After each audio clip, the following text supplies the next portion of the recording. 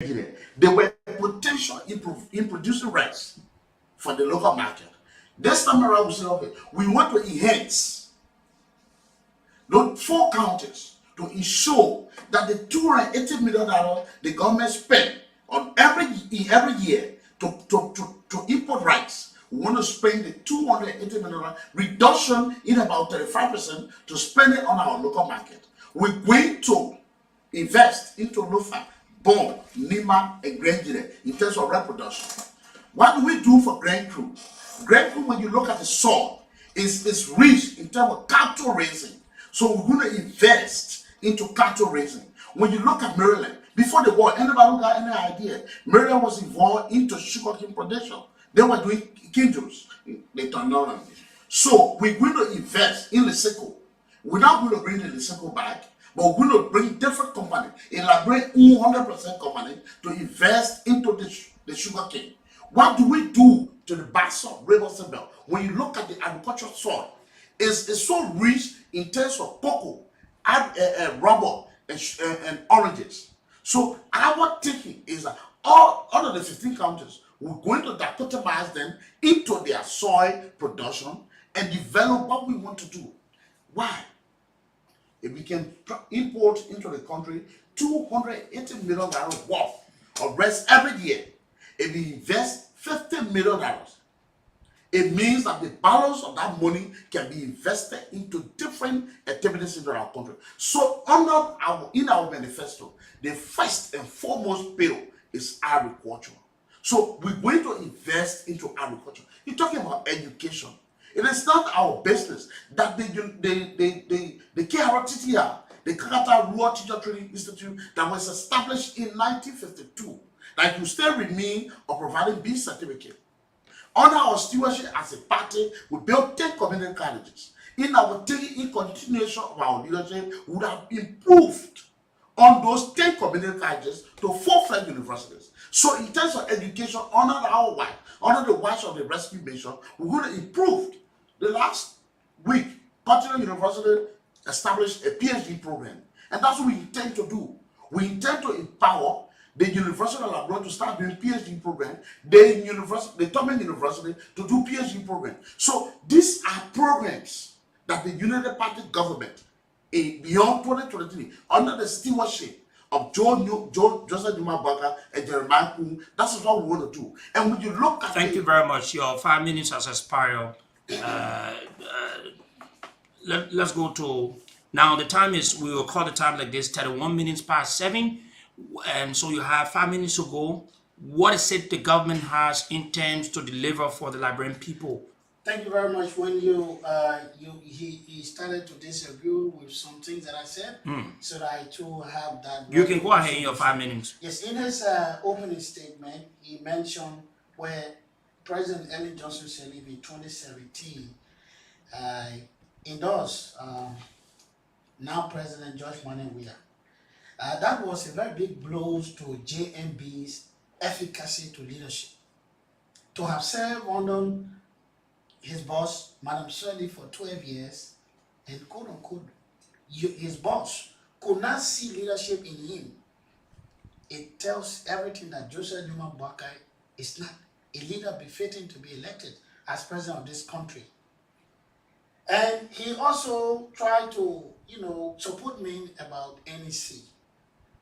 The National Election Commission, when I praised them because first in the history of Liberia, we brought about biometric voter registration process. It has never happened. Though Unity Party had millions to do that, but they always love to do things in a duplicated way.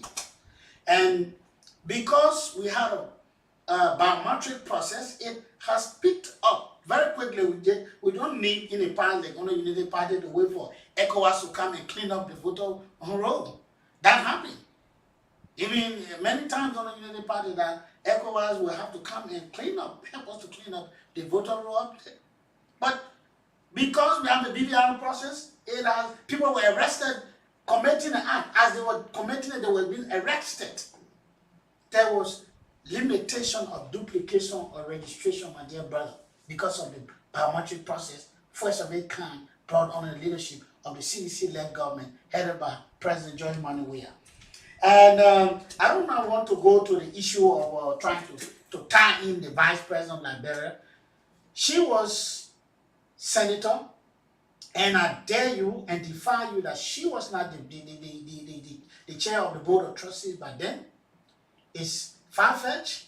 The information is not true. You need to go back and read. Even if she was there, let's assume, but not admitting that she was there.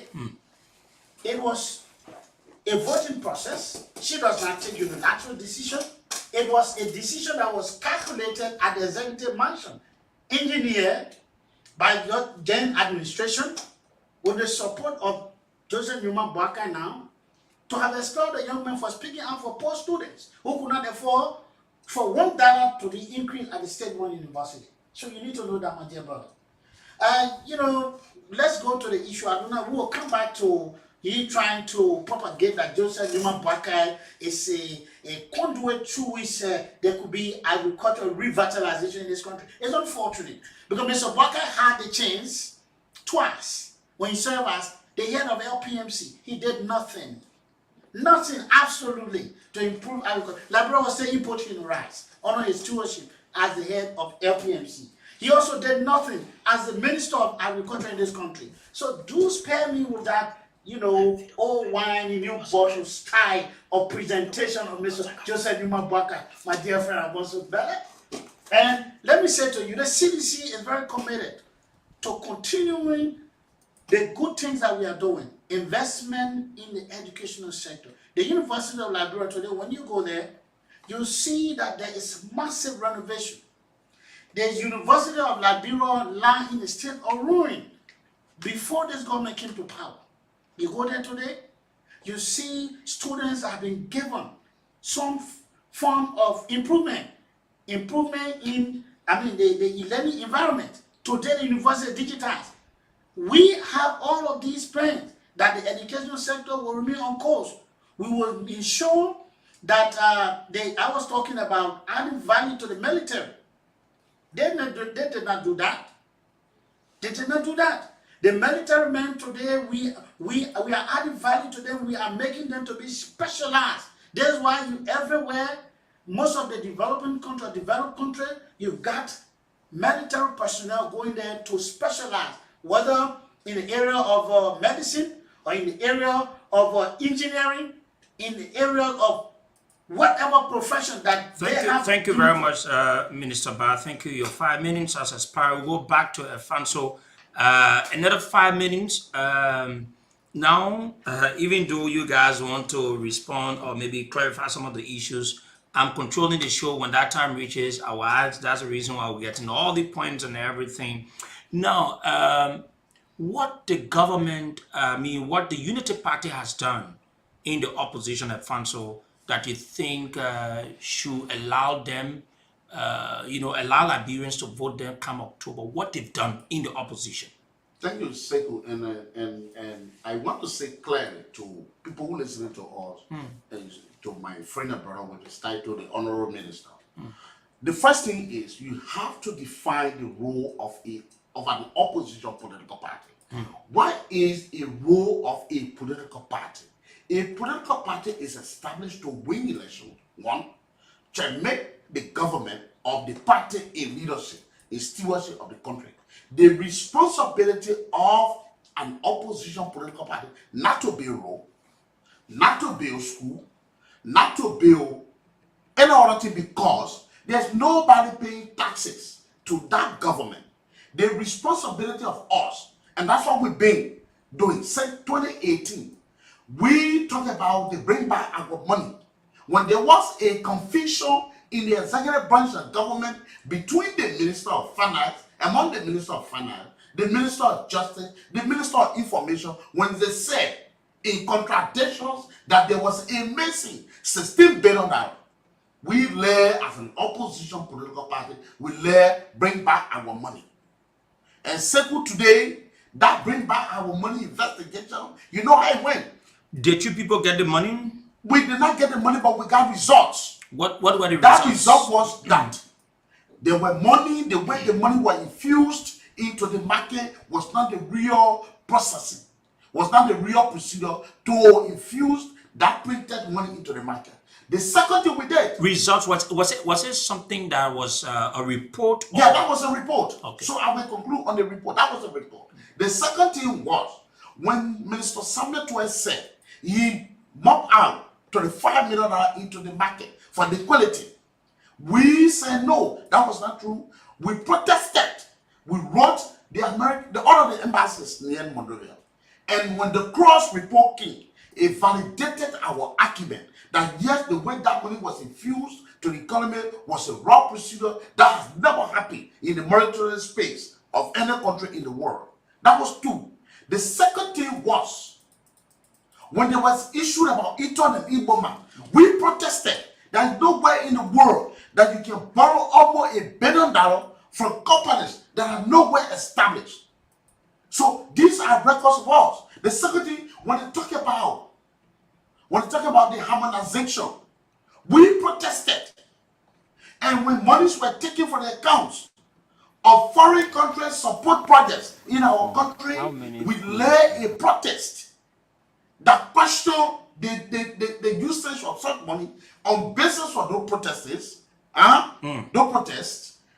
The American embassy, almost 9 embassies accredited near Monrovia, signed a communique, a joint communique. And second, you are in the know of that. And they said that the government were taking money from the account without their consent.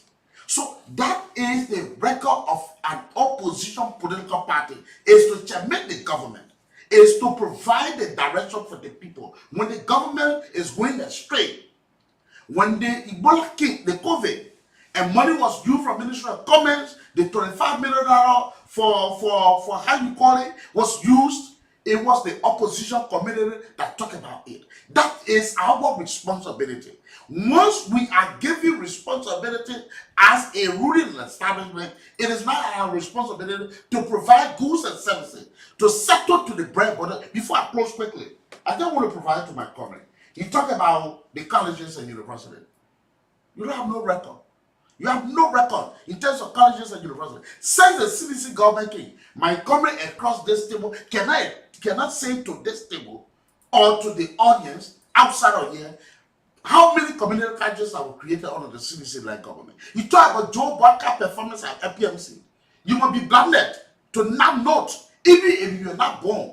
But you should be able to read history, to be able to read information, documentation, that under Joe Barker leadership, the MPSC became vibrant. That at that time we were not importing rice, we were eating rice that were coming from local. Thank you. Let's go to Minister Ba. Now, what the government has done that you think they deserve re-elections? Perfect. The government has done marvelously well, and this is just whenever I speak here, it's like promotion of the government chances of being re-elected on the first ballot, and this is something that we are very keen on, to be not to go to second round with lazy opposition party that have leaders who have shown that they have got no clear intention to provide goods and services that will benefit the people of Liberia more than we are doing now. This government has ensured that you see that, first of all, a lot of roads have been built. Roads, some of them in communities that were forgotten about because they quote unquote, they are people of the peasants, poor people in the environment. The party has a DNA of elitism, trying to portray itself to be a political party only for the elites. They forgot about people in the Dole community area for the very first time.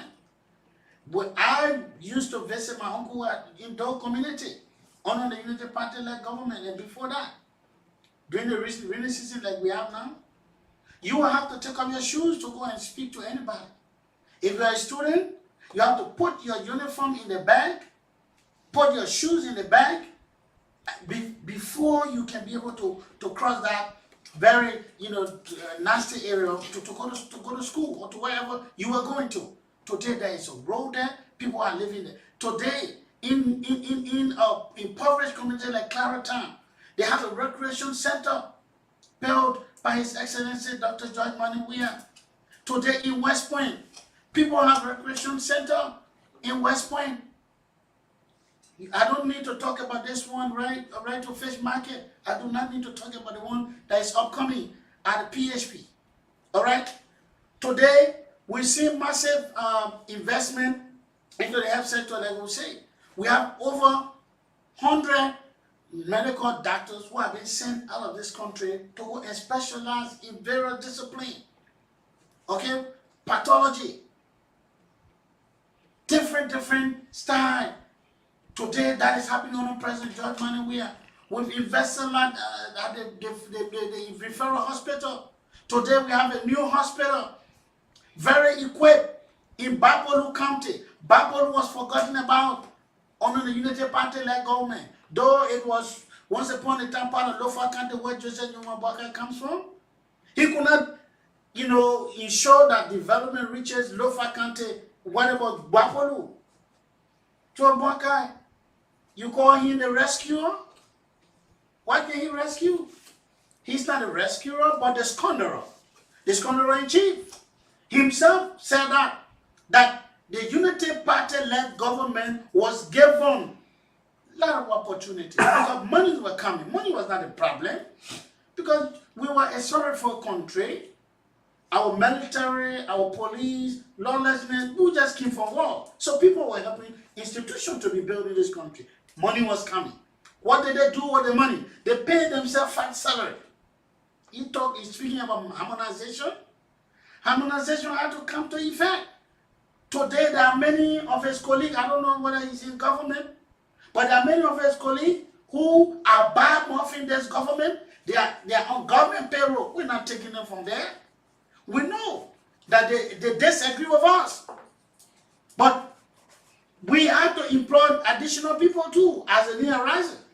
We employ them and they have to take salary. And so what do we have to do? We have to look at people. No longer a minister will make over $7,000 a year. We saw under the Unity Party-led government, being Keseli head of maritime, was taking $24,000 monthly in this kind of impoverished country. These guys, they did not come to build. They came to loot this country. And they looked at this country very well. That is why when they left the country's cover very dry and empty, that was the beginning part of our administration. Thank you very much. We have to take some money. This is very important. No, your time has finished. Your time has finished. So we can, okay. So now we move on to the next stage of it. Now, the both of you have said a lot of things, and the time, Alfonso, I want you to look at the time. The time is roughly 7:46, and so we're going to give you the next 5 minutes. And the next 5 minutes is where we're going to be asking you some of the things you said and providing our own, investigative facts to some of the things you said. You talked about the former president under her leadership, where your standard bearer served as vice president for 12 unbroken years. She could not put the hands off of her Ambassador Boaka. Instead, she endorsed the current president. In your own realm, what does that suggest to you? Simple. Let me tell you, the first thing about leadership, the first thing about governance is not about friendship. And that's why I say to some of my folks in the Unity Party, I did not go to Unity Party to make friends. I go to Unity Party when my man said that yes, the ideological perspective of the Unity Party is what I believe in. So we sit on the table, we discuss the policies of the Unity Party. So it's not about friendship. So that means, before you come, I'm going to ask you. So that means there were no good policies of Joseph Nyuma Boaka that prompted the former president to have endorsed the candidature of Ambassador Weah. That is not true. What I'm saying to you, whatever transpired between Ambassador Boaka and Mrs. Salim, that was a personal issue. How? That good, because Emmanuel had not wanted Ambassador Bwaka to succeed her as standing bearer of the Unity Party, as then president standing bearer. She should allow him to succeed her as standing bearer of the Unity Party. So like I said to you, Alfonso, what does that suggest to you as a reasonable person? Chief. You've worked with someone for 12 years and they no longer even trust you to lead after Chief, them. it's not about trust and leading. It's about the options available in terms of leadership. For example, let me give you a scenario of Kenya, the recent elections. Uhuru Kenyatta, his vice president was William Ruto, now the president of Kenya. Uhuru Kenyatta did not support William Ruto. He supported Odinga, Raila Odinga. Ruto won the election. It's not about who you support. So because why? I'm kidding. So I cannot tell you what are the reasons. Because I was not there when one person was president and another person was vice president. I was not there. So I will not tell you the reason. I'm saying to you to support. It means that I can have confidence in you. One, that you protect me if you have done wrong.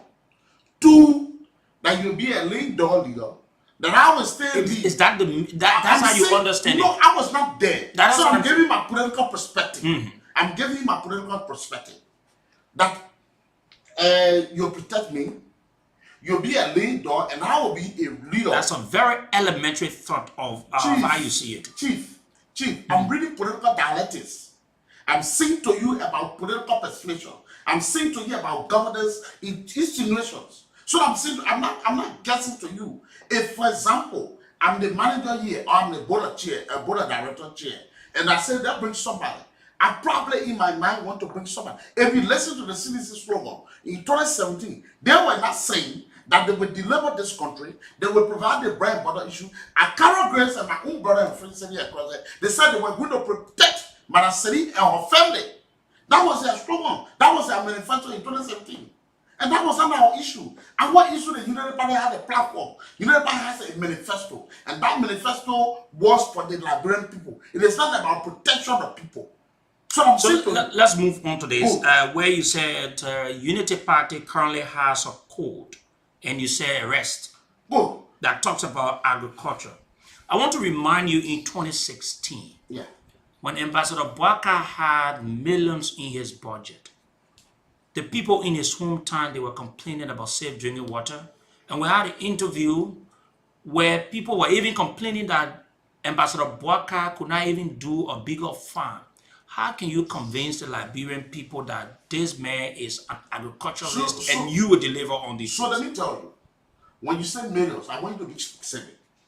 In terms of the budget code. For his budget. I'm coming to you. The budget that was allocated to the office of the vice president was not only for him personally. He had a staff of almost 50 persons that you are catering to. Now, let me respond to the issue about your hometown. Ambassador Bwaka had a farm in this country since 2004.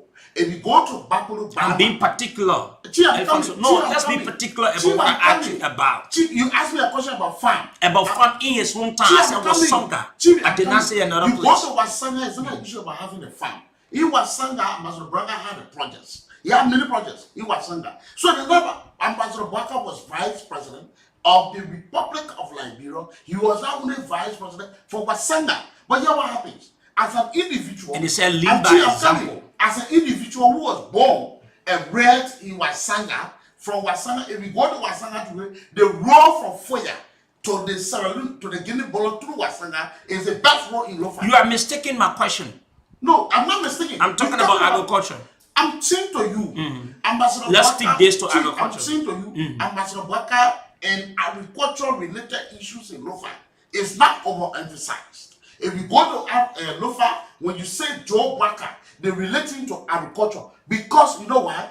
When Ambassador Bwaka was held at the MPMC, the Lofians know exactly where they were. Even he moved to ministry. Alfonso, you keep confusing my question. I actually, let me repeat myself.